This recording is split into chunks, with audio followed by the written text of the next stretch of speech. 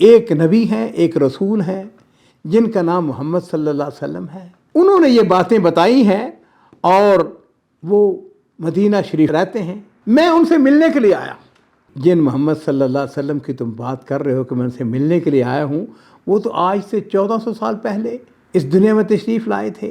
آپ ذرا تصور کریں کہ یہ شخص جو رشیا کے اندر رہنے والا ملحد ہے، اللہ کو نہیں مانتا ہے. السلام علیکم ورحمۃ اللہ وبرکاتہ. بسم اللہ والصلاۃ والسلام علی رسول اللہ. معزز ناظرین اکرام، یہ قصہ جو آج آپ کو میں سنانے لگا ہوں بڑا ہی عجیب و غریب واقعہ ہے، اور میں کہتا ہوں کہ اللہ تعالیٰ ایسے اسباب پیدا کرتے ہیں کہ آدمی حیران ہو جاتے ہیں. یہ شخص جو اس واقعے کا راوی ہے وہ کہتا ہے کہ میں جدہ میں ایسے ہی اپنی گاڑی پہ جا رہا تھا تو میں نے ایک جگہ دیکھا ایک شخص کھڑا ہے، پتہ نہیں نہ جانے طور پر میں نے اس کے قریب جا کے رک گیا. میں نے شکل صورت دیکھا تو میں نے اس سے ایسے ہی پوچھ لیا. میں نے کہا تم کون ہو؟ اس نے کہا میں سیاح. میں نے کہا کہاں سے آئے ہو؟ اس نے کہا میں روس سے آیا ہوں، رشیا سے آیا ہوں. کہتا ہے کہ میں نے پوچھا کہ رشیا میں تم کیا کرتے ہو؟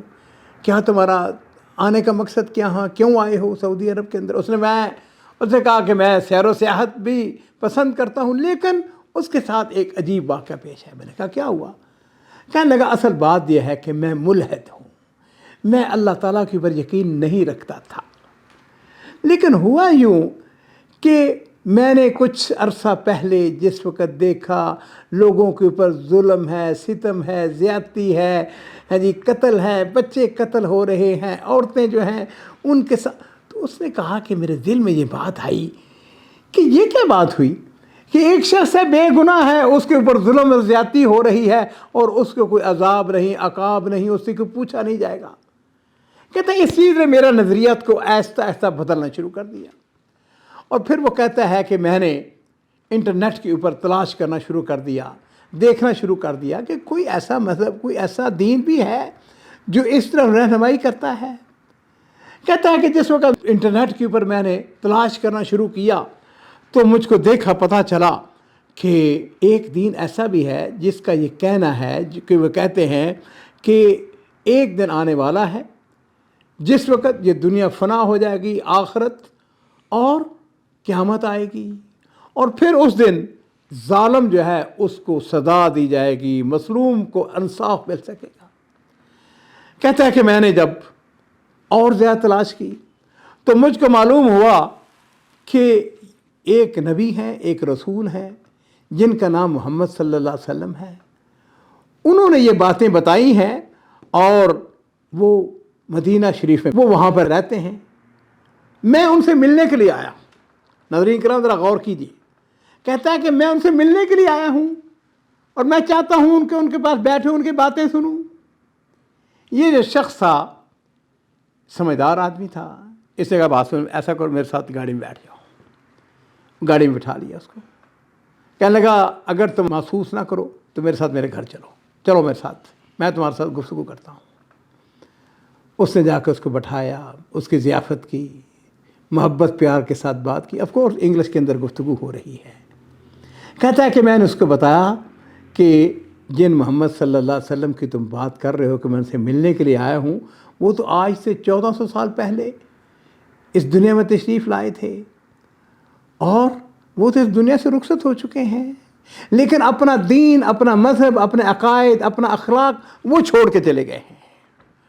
اور یہ وہی عظیم شخصیت ہے جن کے اوپر قرآن پاک نازل ہوا. ناظرین اکرام، اس شخص نے یہ گفتگو سننے کے بعد ایک عجیب و غریب جملہ کہا. کہنے لگا کہ کیا یہ بھی تو ایک اللہ کا خاص کرم نہیں ہے؟ اس کو میں اتفاق نہیں کہہ سکتا کہ جو ہمارے عقائد تھے پہلے کہ جی ہر چیز جو ہے وہ اتفاقاً پیدا ہوئی، اتفاقاً یہ زمین بنی، اتفاقاً آسمان بنا، اتفاقاً یہ درخت، یہ شجر، یہ حجر، یہ سب کچھ نہیں. اس نے کہا یہ بھی تو ایک طے شدہ بات ہے نا کہ یہ جو میری تمہارے ساتھ ملاقات ہوئی ہے اور یہ جو ہم گفتگو کر رہے ہیں یہ بھی اللہ کی طرف سے ہے. لو جی ناظرین اکرام، وہ کہتا ہے کہ ہماری گفتگو جو ہے وہ ہوتی چلی گئی اور اس نے خود ہی ایک سچے دین کی، اللہ تعالیٰ کی اس نے پہچان اللہ تعالیٰ کے حوالے سے گفتگو شروع کر دی، اور پھر کہنے لگا کہ یہ بھی ایک پکی بات ہے، اللہ تعالیٰ مجھ کو ہدایت دینا چاہتے ہیں، مجھ کو حق کا راستہ دکھانا چاہتے ہیں۔ اور ناظرین اکرام کہتا ہے کہ میں نے اس کے اوپر محنت کی، کچھ وقت اس کو دیا، اس کے ساتھ بحث مباحثہ، اس کو دین کے حوالے سے جب بتایا، وہ اتنا متاثر ہوا اس نے اسلام قبول کر لیا۔ کہتا ہے کہ جب اس نے کلمہ پڑھ لیا، مسلمان ہو گیا، تو میں نے اس کو جالیات کے دفتر میں گیا، میں نے وہاں سے لٹریچر حاصل کیا رشین زبان کے اندر، میں نے اس کو کتابیں دیں۔ اس نے کہا کہ میں واپس جانے سے پہلے میں چاہتا ہوں کہ یہ کتابیں اپنی بیوی کے لیے بھی ساتھ لے کے جاؤ۔ میں نے کہا بسم اللہ، کوئی بات نہیں ہے۔